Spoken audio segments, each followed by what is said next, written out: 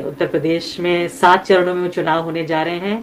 सूबे के उप मुख्यमंत्री केशव मौर्य जी हमारे साथ हैं।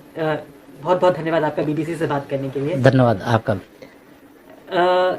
ये तो 15 तारीख तक तो कोई रैली नहीं होगी, कोई प्रचार नहीं कर सकते, डोर टू डोर नहीं कर सकते, तो अब आप लोग, आपके आगे की रणनीति क्या होगी? कैसे आप लोग अपना संदेश जो है लोगों तक पहुंचाएंगे? देखिए, सबसे पहले तो चुनाव आयोग ने आज चुनाव की तिथियों का ऐलान किया है। लोकतंत्र के अंदर सबसे ज़्यादा प्रतीक्षा अगर यहाँ किसी बात की रहती है तो 5 वर्ष में जब चुनाव आते हैं तो चुनाव की रहती है। तो लोकतंत्र का महापर्व है, हम उसका स्वागत करते हैं। दूसरा, जहाँ तक चुनाव प्रचार के कई गाइडलाइन अलग से जारी किए गए हैं जो अब तक के हुए चुनावों में एकदम अलग प्रकार का है। हम उसका भी स्वागत इसलिए करेंगे क्योंकि लोगों की सुरक्षा से बड़ा दूसरा कोई विषय नहीं होता है। जिस प्रकार से महामारी तेजी से पांव पसार रही है, उस अवस्था को देखते हुए चुनाव आयोग का निर्णय उचित है।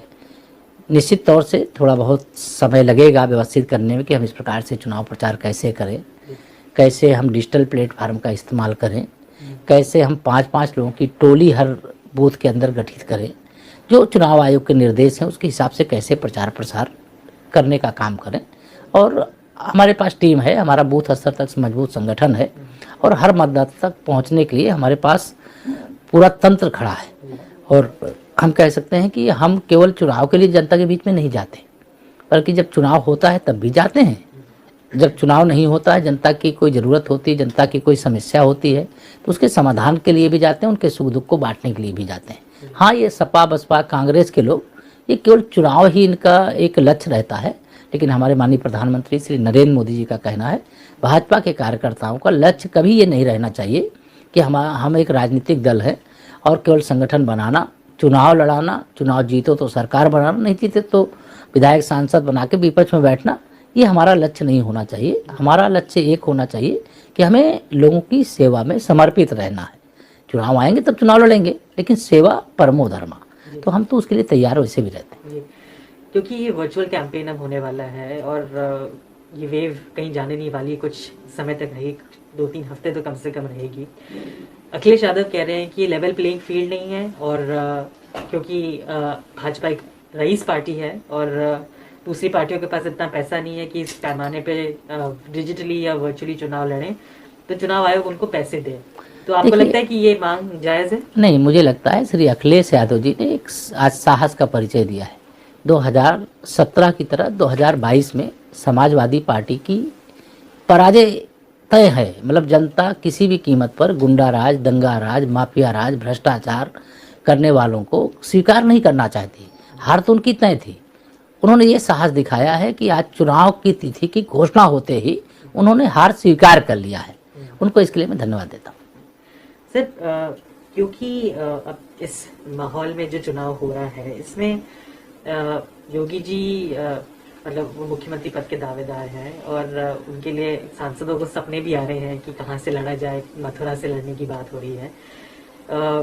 आपके लिए कोई सपने नहीं देख रहा है कि आप कहाँ से लड़ेंगे चुनाव, या आप लड़ेंगे या नहीं लड़ेंगे? नहीं, मैं मानता हूँ कि आदरणीय योगी जी हमारे माननीय मुख्यमंत्री हैं और उनके नेतृत्व में हम लोगों ने बहुत शानदार काम किया है।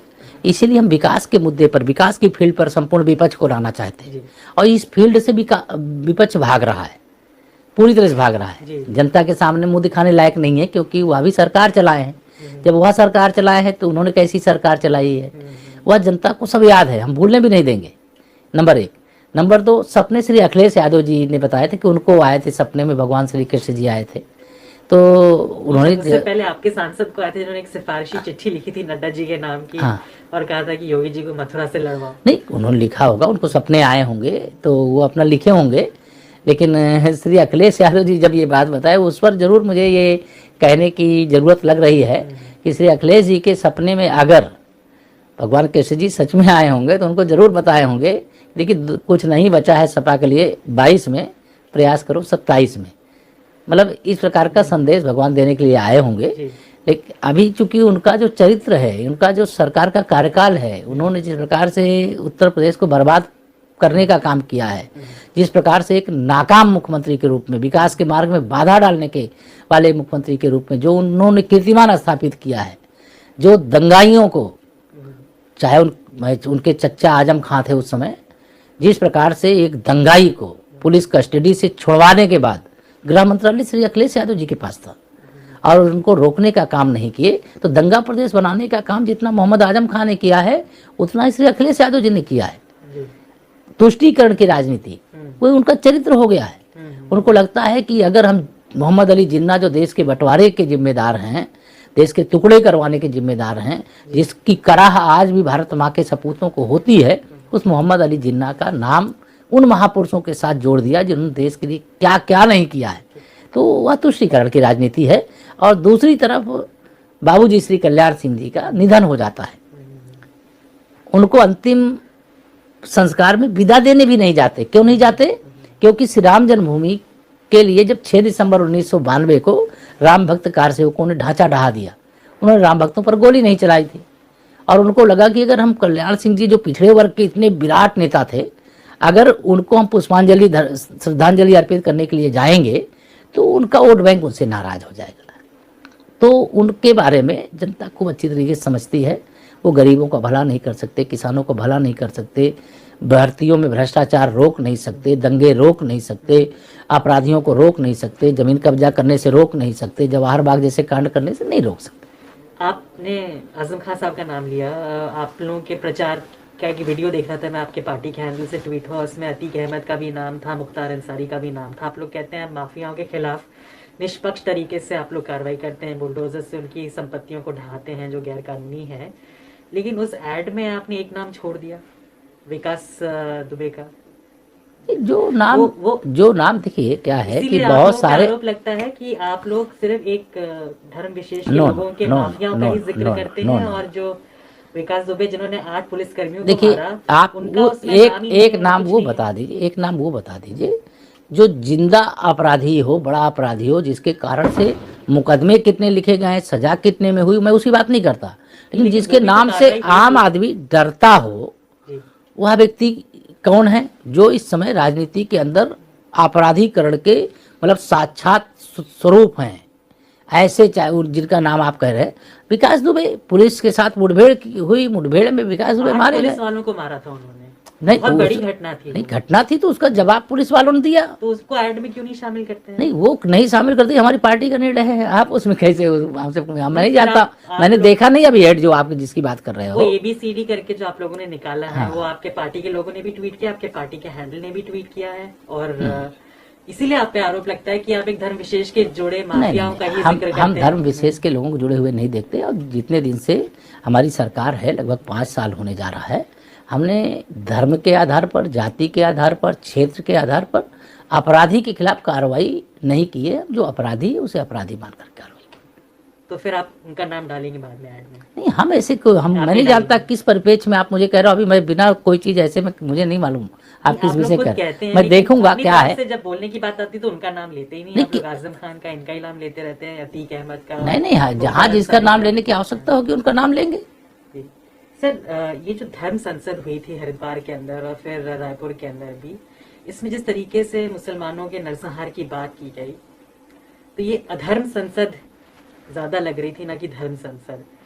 तो ये इससे जुड़ा एक मामला ये भी हुआ है कि IIM के जो छात्र हैं, प्रोफेसर्स हैं, उन्होंने चिट्ठी लिखी प्रधानमंत्री को कि जिस तरीके से मुसलमानों को टारगेट करके या एक जाति विशेष के लोगों को टारगेट करके बयानबाजी होती है, भड़काऊ बयानबाजी होती है, अगर देश का प्रधानमंत्री चुप रहता है या सूबे के मुख्यमंत्री लोग चुप रहते हैं तो इन लोगों को और बढ़ावा मिलता है, इनके और हौसले बढ़ते हैं। क्या आपको लगता है कि आप लोगों को जैसी ही चीज़ें आती हैं सामने प्रकाश में, थोड़ा बयान देके लोगों को ये आश्वस्त करना चाहिए कि आप लोग किसी धर्म विशेष के खिलाफ नहीं है? भारतीय जनता पार्टी को प्रमाण पत्र देने की आवश्यकता नहीं है। हम सबका साथ, सबका विकास करने में विश्वास रखते हैं, और जो धर्माचार्य हैं उनको अपनी बात अपने मंच से कहने का अधिकार होता है। आप हिंदू धर्माचार्यों की ही बात क्यों करते हो? आप बाकी धर्माचार्यों के द्वारा क्या क्या बयान दिए गए हैं उनकी बात क्यों नहीं करते हो? जम्मू कश्मीर से इतने 370 हटने से पहले कितने लोगों को वहाँ से पलायित करना पड़ा, इसकी बात क्यों नहीं करते हो? मतलब आप भी देखिए, आप जब सवाल उठाओ तो फिर सवाल केवल एक तरफ के नहीं होने चाहिए, आप भी इसको ध्यान रखो। अगर कोई मेरा धर्म संसद भारतीय जनता पार्टी की नहीं, धर्म संसद भारतीय जनता पार्टी की नहीं है, वो संतों की होती है। संत अपनी बैठक में अपने कार्यक्रम में क्या कहते हैं क्या नहीं कहते हैं ये उनका विषय है, और जो उनका विषय उससे आप गाजियाबाद के हैं, यति नरसनंद गाजियाबाद में दासना के हैं, अन्नपूर्णा जो है वो अलीगढ़ की हैं, तो मतलब ये लोग जो जिस तरीके का माहौल बनाने की कोशिश करते हैं, कोई माहौल नहीं बनाने की कोशिश करते। जो सही बात होती है या जो उचित बात होती है, जो उनके प्लेटफार्म पर उचित लगती है वो कहते होंगे। मैं तो चूंकि आप ऐसे सवाल लेकर के आ रहे हैं जो राजनीतिक क्षेत्र से जुड़े हुए नहीं हैं, और उन चीज़ों पर मैं अभी देखा भी नहीं हूँ कि जिस विषय को आप मुझसे चर्चा कर रहे हैं। लेकिन जब धर्माचार्यों की बात करो तो धर्माचार केवल हिंदू धर्माचार नहीं होते हैं, मुस्लिम धर्माचार भी होते हैं, ईसाई धर्माचार भी होते हैं, और कौन कौन क्या बातें कर रहा है उन तीनों चारों बातों को एकत्र करके सवाल करिए। मैं हर सवाल का जवाब दूंगा। आप विषय पहले बता दें तो मैं आपको तैयारी करके आपको जवाब देता। नहीं, मैं ये कह रहा हूँ, आपने जैसे कि इंडिया पाकिस्तान का मैच हुआ, उसके अंदर लोगों ने कुछ बयानबाजी की और फिर उसके बाद उनके ऊपर कार्रवाई की, सेडिशन भी लगाया, राजद्रोह का मुकदमा किया, उनको जेल में डाला। राष्ट्रद्रोह अलग विषय है। आप राष्ट्रद्रोह को और मतलब जो लोगों के मौलिक अधिकार है उससे मत जोड़िए। अगर भारत में रह करके कोई अगर पाकिस्तान जिंदाबाद का नारा लगाएगा, नहीं सहन किया जाएगा, वो निश्चित तौर से देशद्रोही की श्रेणी में आएगा, उसके खिलाफ जरूर कार्रवाई की जाएगी। लेकिन ये जो धर्म संसद होती, सभी समुदाय धर्माचार्यों की होती, सभी संप्रदाय की होती, सबकी होती है, वो जो उनको अपनी बात कहना कहते हैं। अब all India Muslim personal law board को क्या अधिकार है कि सूर्य नमस्कार हमें स्वीकार नहीं है?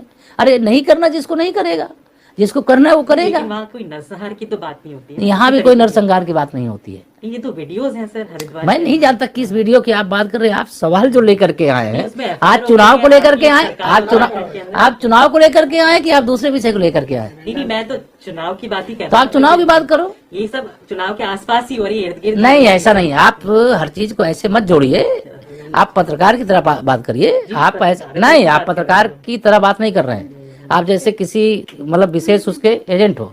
नहीं, एजेंट कैसे? मैं बात नहीं करता आपसे। नहीं, नहीं हम लोग इलेक्शन पे बात कर रहे हैं। सर आप बताओ प्लीज। सर आप गुस्सा मत कीजिए। इस तरह बातें नहीं करना। नहीं मैं मतलब